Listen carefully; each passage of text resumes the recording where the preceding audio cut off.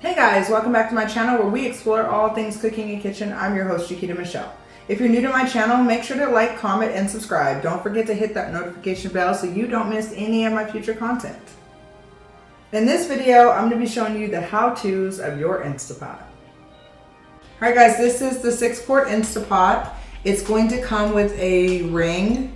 Mine's a little old. My apologies for that because I do use mine quite frequently. Now you can replace them every so often, and you can go to either the Instapot website or Amazon to replace your ring. So I would recommend probably every 6 months, depending on how much use you are using your Instapot. So it also is going to come with 2 spoons, a little measuring cup, and then it gives you some really cool pamphlets for cook times on different vegetables and so forth. All right guys, we're going to do a short little water test. Now that's the first thing you should probably do once you have it unboxed. You've washed your inner lining and your seal with lid. Then we're going to go ahead and do a water test. Now before we go ahead and proceed to that, I want you guys to see in the back of your Instapot you are going to have what's called the condensation trap. Now this right here, when you are cooking anything, water will eventually get inside the lining of your Instapot and drop in here, so you don't have to worry about a mess on your counters. All right guys, we're gonna add your water to the Instapot. Your Instapot has some really cool little functions as well. Now these 2 little slots here and right here are conveniently for you to place your lid in before and after cooking. Now the 6 and 8 quart have the pot liners and the 10 quart does not currently. This is your seal for venting and sealing your food. So if you were wanting to steam, you would not close your seal. This is right here when it's like this, means that your seal is open. When it comes back this way, then that means that your seal is closed. Now, before you proceed any further though, you wanna make sure that your ring is always in your pot, because what will happen is when you're using your Instapot and you do not have the seal in, I'm guilty of doing it before, you will eventually see a notice on your screen of your Instapot that says burn, and that's because it doesn't have the proper sealing in order to cook your food. So always double check that before you proceed any further with using your Instapot.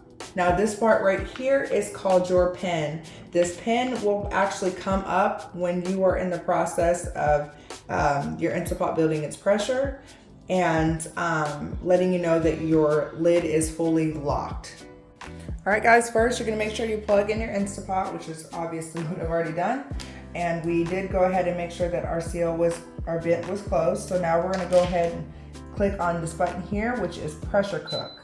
Now pressure cook has 3 different settings: less, normal, and more. So right now we're on the more function. We're gonna go ahead and use this minus symbol here and go all the way down to 10 minutes. And then we're gonna go ahead and let it sit. All right, so once the Instapot is on, it does take a few minutes for your pot to build up its pressure, and then you will start to see that the time changes on the Instapot from what we initially started. So you hear that there's a little bit of a hissing sound and the pin just went up. That means that your Instapot lock is now sealed and you will not be able to open it.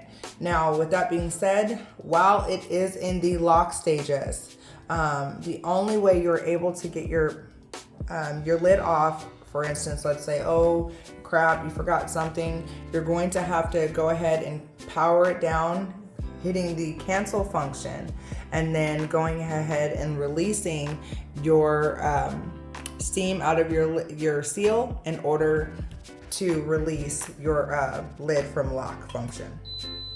This is what pops up when you are all done with your cook time. And if you do not go ahead and release the steam immediately, it's just called a manual release, a natural release, which means the time will start to count up as the lid sits, as your pot sits here. Now, right now we have the keep warm function on. So whatever you have in the pot will just keep the food warm for however long you need it to stay that way. We're gonna go ahead and release the steam out of our pot. Now with one of the spoons that your Instapot came with, which is convenient, you can go ahead and place it on your seal and release the steam. Now your lid, like I said, will not unlock until the steam is completely released from your pot. It just stays locked in this setting. You see where I'm not able to open it of any kind. And then your pin will drop. All right guys, if you look at your Instapot lid, this pin right here is going to be what locks your lid into place with your pot. Now this pin right here, the rubber that's on here can go ahead and be removed, and that way you can take your pin off to clean it if necessary. This portion here on all Instapot models that I've had and seen, this comes off for cleaning, so you don't have to worry about it getting gunky inside of here, and then it just goes back on after it's done.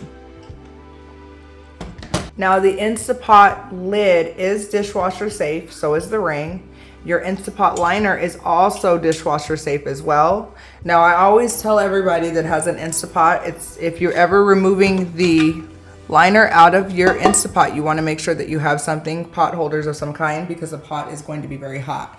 Now inside of your Instapot here, as you can see, this needs to constantly and always stay dry. You never want to pour anything in here. If the liner is not inside your pot, you want to make sure that your pot is fully dry. Now, as you can see here, this is the condensation trap that we were talking about earlier. This actually just comes right off if it gets filled with water for you to go ahead and dump out and put it back. And there's a spot that just slides right back on there. Now, for the final few pieces that you need to know about your Instapot. Now, over time, your Instapot will start to get some buildup in here. Bar Keepers is a really great option to clean out the inside of your pot liner. Another great option for cleaning your ring is going to be Dawn dish soap. You can also use vinegar, baking soda. Right here on your lid, vinegar is really good for cleaning the lid really well. All right, and then one of the last key final points is you have two options when using your Instapot. You have the manual release, which means that you are releasing the steam, and then you have the natural release where we initially saw the L pop up, and I told you that it starts to count up with the time.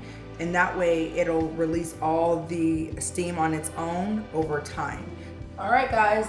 Now that sums up your Instapot. If you have any more questions, go ahead and leave your comments down below, and I will catch you in the next video.